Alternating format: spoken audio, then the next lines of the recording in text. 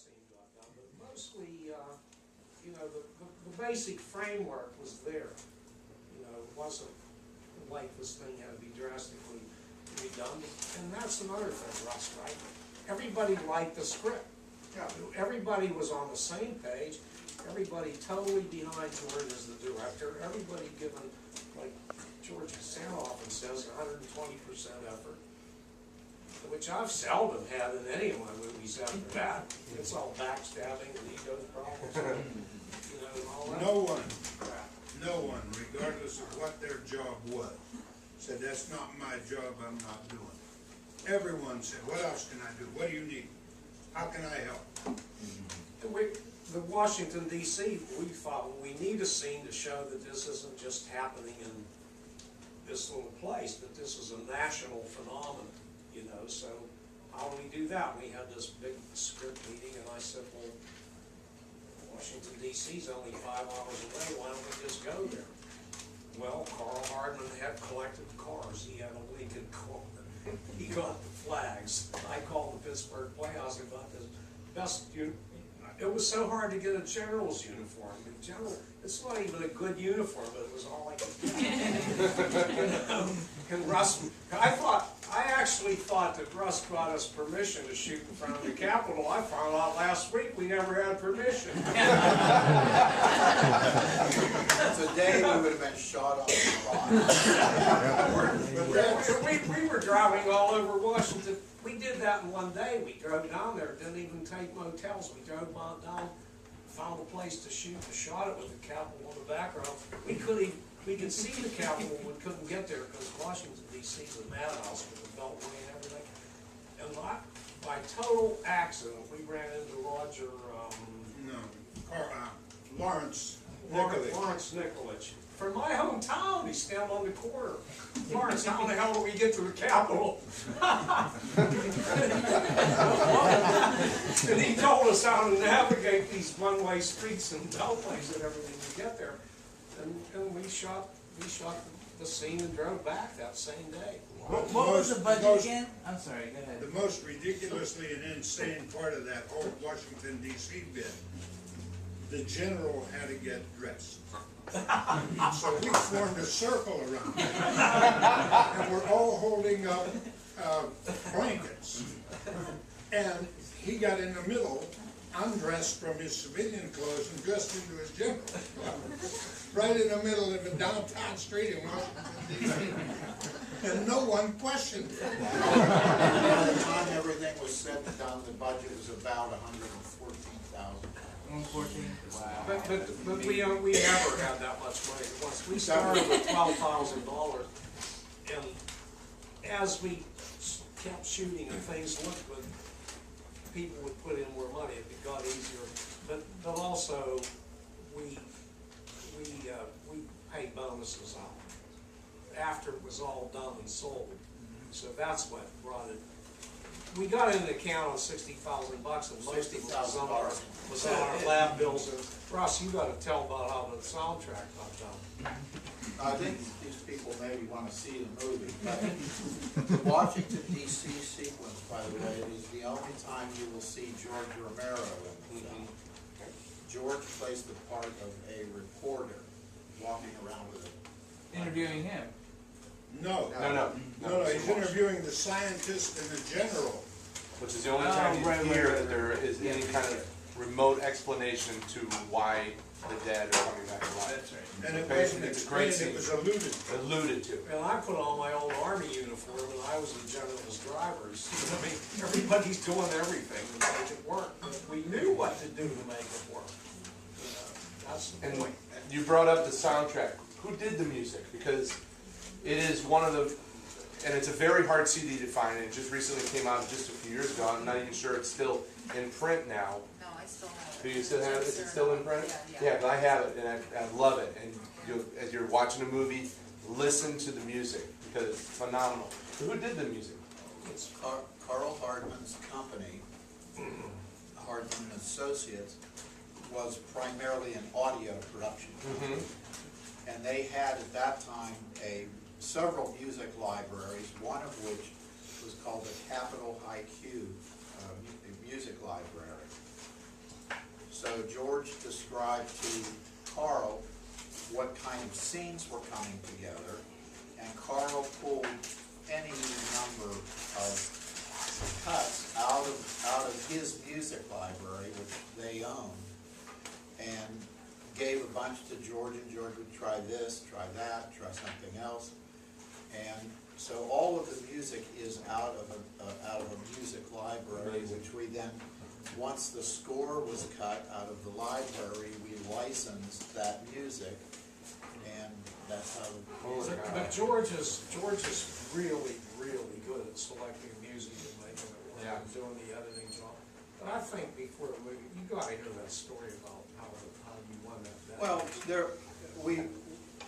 again, it comes down to everybody Unless you trying don't to want do. to hear it. How many want to hear it? Where we had the processing of the film, people who only know production through ones and zeros making pictures, digital ones and zeros making pictures and sound, there used to be a day when an actual strip of film actually ran through a camera. So when you shot the film, it had to be processed and work printed and so forth, and then all the editing happened. So you get all the elements together, including the soundtrack elements.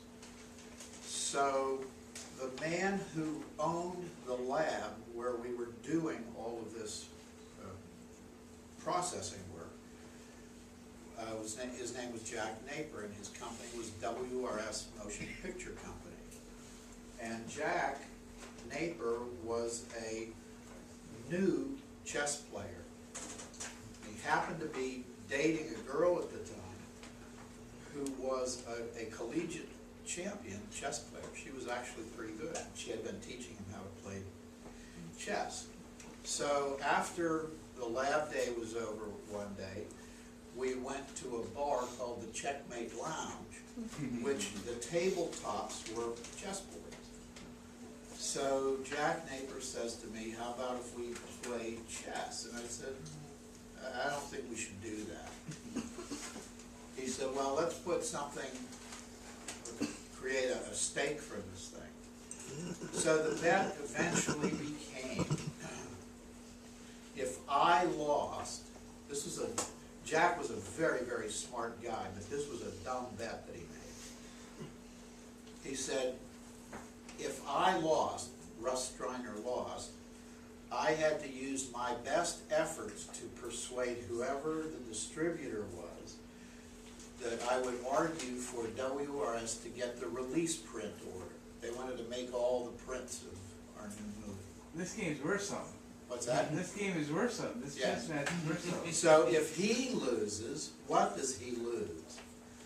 And it turned out that he decided that the sound mix and the optical track and so forth, which was, it turned out, we estimated later, came out to be about a $3,200 bet in $1967.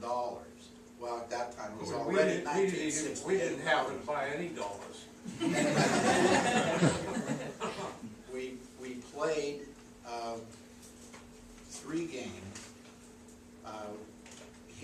He won one, I won one, and then there was a rubber match. And he lost the 3rd game.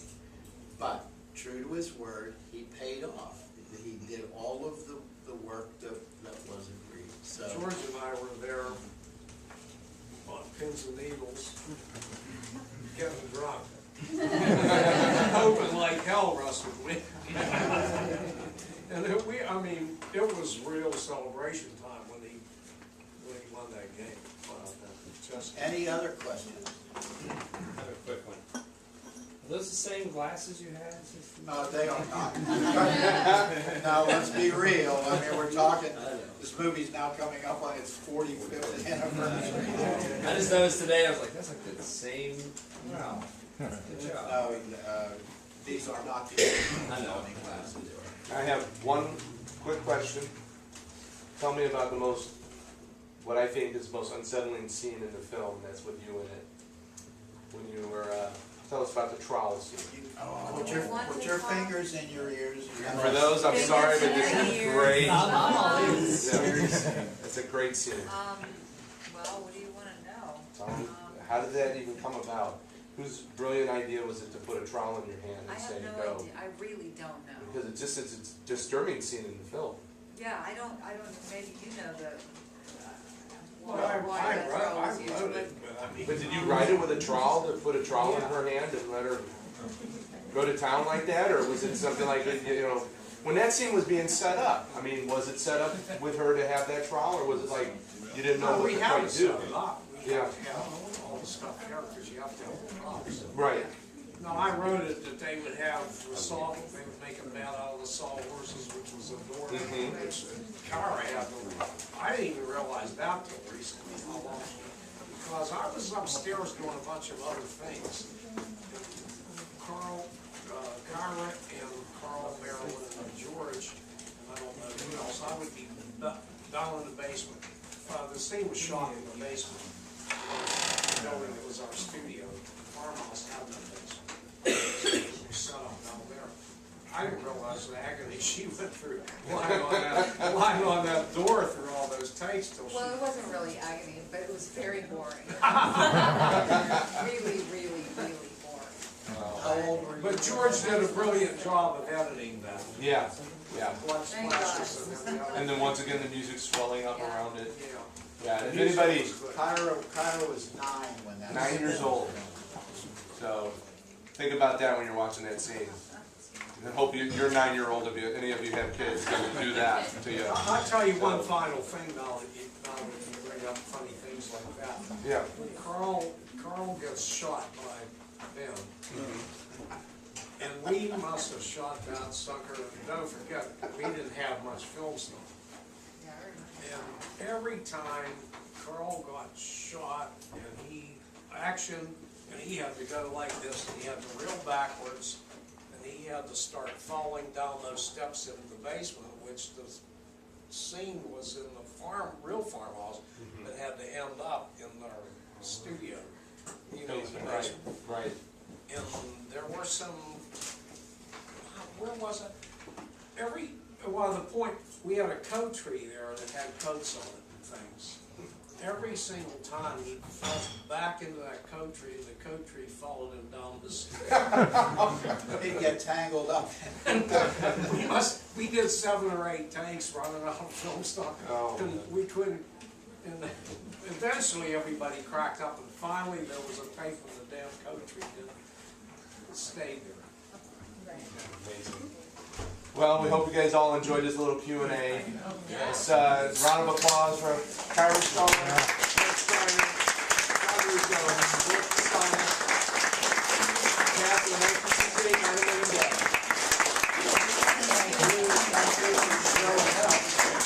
And it is truly because of people like you with your enthusiasm that this movie